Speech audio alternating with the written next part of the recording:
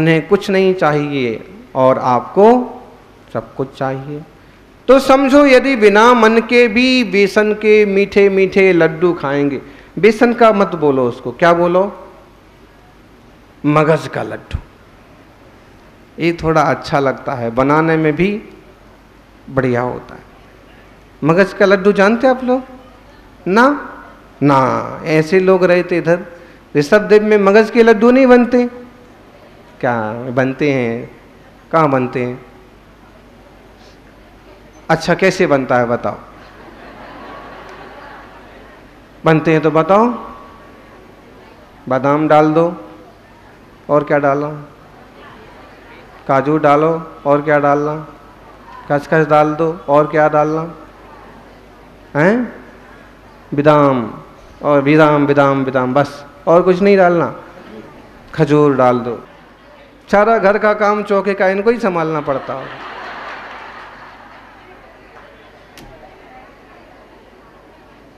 खजूर डाल दो और ऊपर से आधा लीटर पानी डाल दो, फिर लड्डू कैसे बनेगा? तो ऐसे नहीं बनता है लड्डू मगज का, हम बताते हैं आपको। हाँ, सबसे पहले तो चने का बढ़िया आटा होना चाहिए, फिर उसको बढ़िया घी में सेकना चाहिए। सासें क्या, बहू हैं क्या, कान लगा के सुन। और कोई मेरे को लड्डू बनाना आता है क्या? वो तो मम्मी बनाती थी, कभी देख लिया और कभी खा लिया, तो उसको सेकते हैं घी में, फिर उसमें खसखस वगैरह डालते हैं, फिर आप जो चीज़ें बता रहे हैं उनके छोटे छोटे टुकड़े करके डालते हैं, फिर उसको गरम गरम उतार करके घी तो डालेंगे ना सेकने के लिए, फिर उसको बांध लेते हैं, और बांधने के बाद भी वो इतने मुलायम होते हैं कि यूं उंगली लगाओ तो फूट जाते हैं। मगज के लड्डू बन जाएगा आप लोगों से।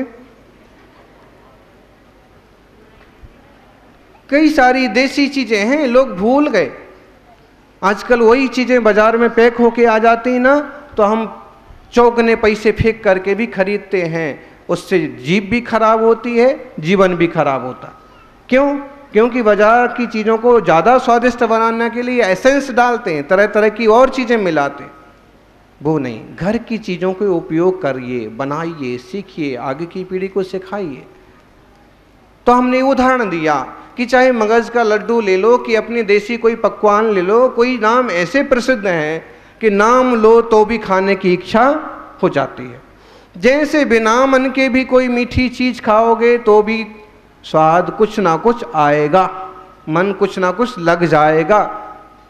ऐसे ही बिना मन के भी जिन वाणी सुनने को बैठेंगे, गुरु चरणों में बैठेंगे, तो थोड़ा बहुत उससे भी लाभ तो होना ही वाला। भगवान जिनेश्वर की वाणी निश्चित रूप से लाभकारी होती है। वक्त्रम क्वते सुर नरोरग नेत्रहारी, कहाँ तो आपका मुखमंडल, कैसा मुखमंडल?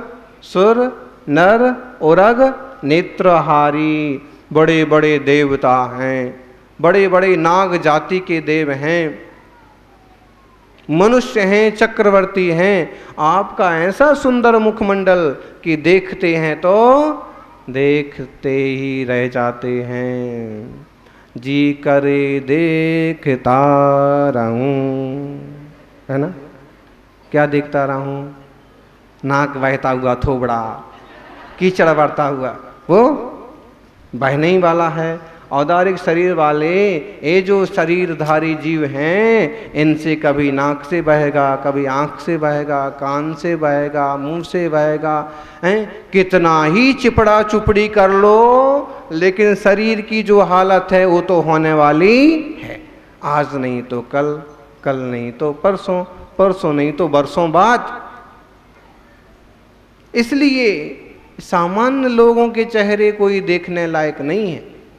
अगर कोई चरित्रवान है और उसका चेहरा देखो तो ये आपका सौभाग्य, कारण जीवन में कुछ चरित्र आएगा। लेकिन अचरित्री हैं, एक्टिंग करने वाले, नाचने कूदने वाले लोग हैं, उन्हीं के थोबड़े देखते रहने से कुछ भी होने वाला नहीं है। सज्जनों, देखने लायक तो चेहरा है भगवान जिनेश्वर का।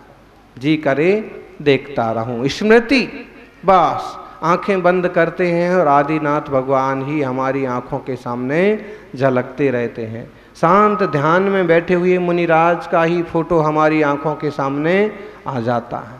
क्यों? सुंदरता है, एक शालीनता है, वीतरागता है, और उसकी स्मृति से मुझे शांति की प्राप्ति होती है। खूब गुस्से में भी आप प्रभु की मुद्रा का ध्यान करो। कैसी आंखें हैं भगवान की, मेरी आंखें वैसी होना। कैसे ओंठ हैं भगवान के, मेरे ओंठ वैसे होना। कैसे कान हैं, कैसे गाल हैं, कैसी स्थिरता है, वैसी मुद्रा आप बनाइए। आपका गुस्सा, कसाय, वासना यूं हवा में उड़ जाएगी। वैसी मुद्रा बनाइए, ऐसे शांत। इसलिए वक्त्रम क्वते सुर नरो रग नेत्रहारी निशेष निर्जित जगत त्रितयोपमानम। तीन लोक की जितनी सारी उपमाएं हैं, उन सारी उपमाओं को भी जिसने जीत लिया है, ऐसा कहाँ तो आपका सुंदर मुखमंडल और कहाँ चंद्रमा। कोई कहे कि आपका मुखमंडल तो चंद्रमा के समान है, तो आचार्य महाराज कहते हैं कहाँ चंद्रमा लगता है। चंद्रमा बिंबम कलंक मलिनम क्व निशा करस्या। कहाँ वह चंद्रमा जो यद्वासरे भवति पांडु पलास कल्पम, जो कि दिन में पलास के पत्ते के समान फीका पड़ जाता है। दिन में चंद्रमा देखा आपने? दिखता है कभी कभी। जो पूर्णिमा वगैरह के दिन आते हैं तो सूर्य उदय होने के बाद भी चंद्रमा एक सीमा तक दिखता रहता है।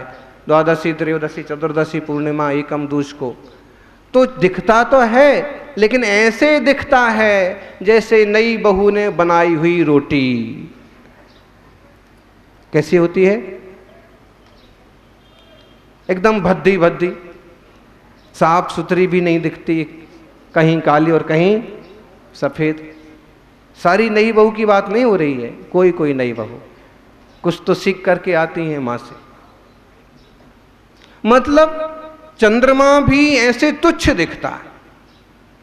इसलिए हे भगवान, चंद्रमा से आपकी तुलना हम नहीं करेंगे, आप तो उपमातीत हैं। लोग कहने लगते हैं आपका चेहरा तो चंद्रमा के समान है, चांद सा मुखड़ा, चांद का टुकड़ा बोलते हैं ना। जबकि विज्ञान कहता है कि चांद पर बड़े बड़े गड्ढे हैं, चांद पर बड़ी बड़ी चट्टानें हैं, वहां इतना सा भी पानी नहीं है, और चांद से तुम्हारे चेहरे की तुलना करते। इसका मतलब क्या हुआ? तुम्हारे चेहरे पर भी बड़े बड़े गड्ढे हैं, चट्टानें हैं, काली मिट्टी है, और पीने का पानी बिल्कुल भी।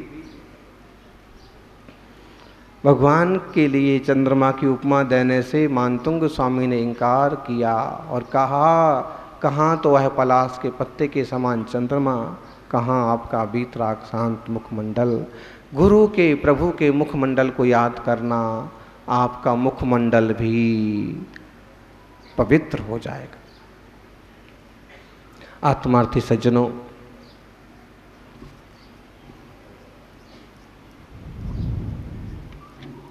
जीवन में भक्ति जरूरी है,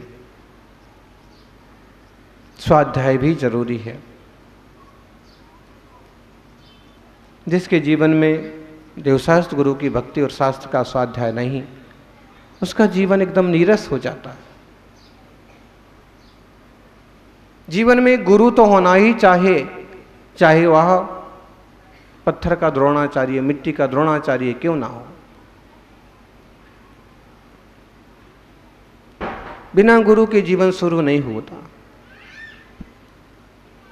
जिन आचार्यों ने शास्त्रों की रचना की, उनके हम पर बड़े उपकार हैं। जिन आचार्यों ने मुनि परंपरा,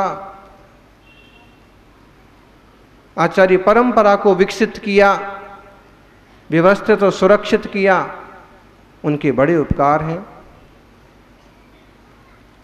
इसके अलावा हमें यदि जीवन में कोई नियम संयम लेना है तो भी बिना गुरु के नहीं हो सकता। बिना गुरु के अगर नियम संयम लेते हैं, संकल्प लेते हैं, तो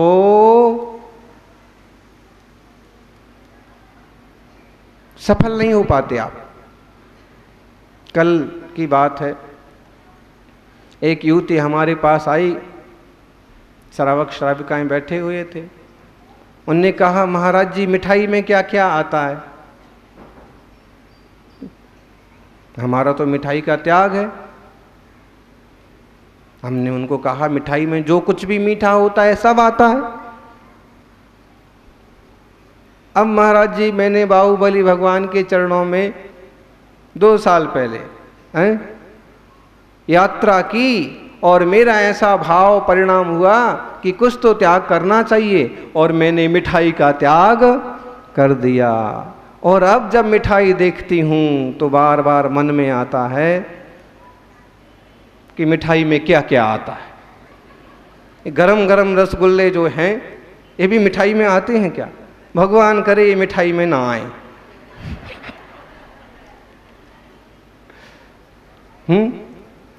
जब कहीं 4 तरह की 8 तरह की मिठाइयाँ, काजू कतली, बादाम शेक, दुनिया भर की चीज़ें देखते हैं तो फिर मन में आता है कि इसमें मिठाई में क्या क्या आता है।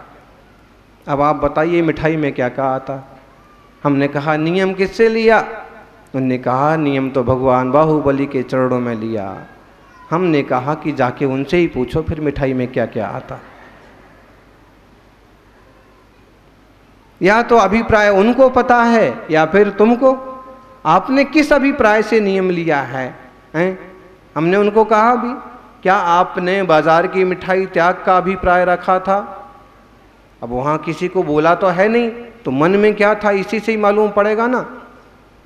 तो क्या आपने केवल स्थूल कड़े रूप से बनी हुई मिठाई का अभिप्राय रखा था? अगर आपने कड़क जो बनाई जाती है, लड्डू, बर्फी, काजू कतली, ऐसा त्याग रखा तो वो। और अगर आपने केवल मिठाई का ही त्याग किया है तो रबड़ी जैसी लपेदार चीज भी आप खा नहीं सकते। क्यों? उसमें भी मिठाई पड़ा है और वो भी मीठी हो गई है। अब क्या करें? फिर अगर आपने और कोई अभिप्राय नहीं रखा तो शक्कर भी आ गई, गुड़ भी आ गया। अब आप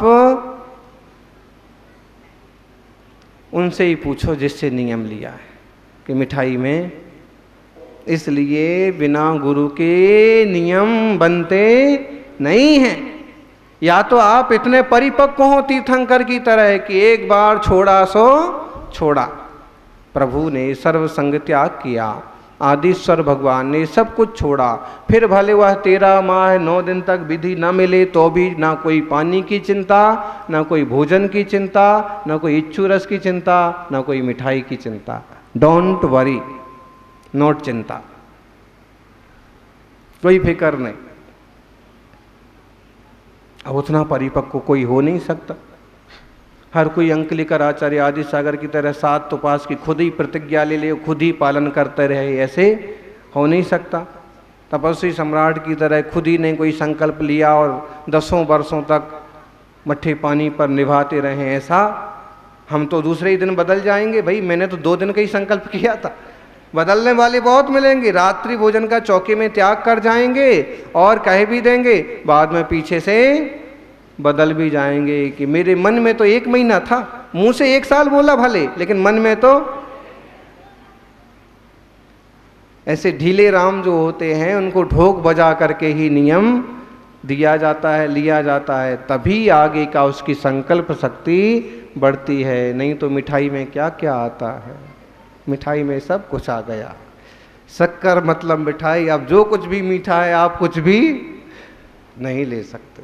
और यदि अभिप्राय केवल मिठाई का था तो फिर आप बुरा ले सकते, क्योंकि लोक में मिठाई उसे कहते हैं कि लड्डू बन गया तो मिठाई हो गई, 4 चौकोर में कट गई तो मिठाई हो गई। और सामान्य रूप से बूरे को मिठाई नहीं कहते, बूरे को बूरा या शक्कर कहते। तो आपके अभिप्राय आप खुद स्पष्ट करने में कई बार मुश्किल में पड़ जाते हैं। अपने अभिप्राय पर खुद निर्णय नहीं कर पाते हैं, मन फिर कहता है कि नहीं पूरा। दूसरा मन जब लड्डू देखता है तो कहते हैं नहीं बुरा, पूरा नहीं पालन करना। तो इसलिए गुरु की साक्षी में जाके संकल्प करते हैं अमुक अमुक वस्तु का अमुक अमुक तरह से अमुक अमुक समय के लिए त्याग। फिर कभी उसमें कोई दिक्कत पड़ती है तो फिर गुरु रास्ता दिखाते हैं कि ऐसे से ऐसा कर लो, या गलती हो गई तो प्रायश्चित भी ले सकते हैं। भगवान से प्रायश्चित नहीं ले सकते।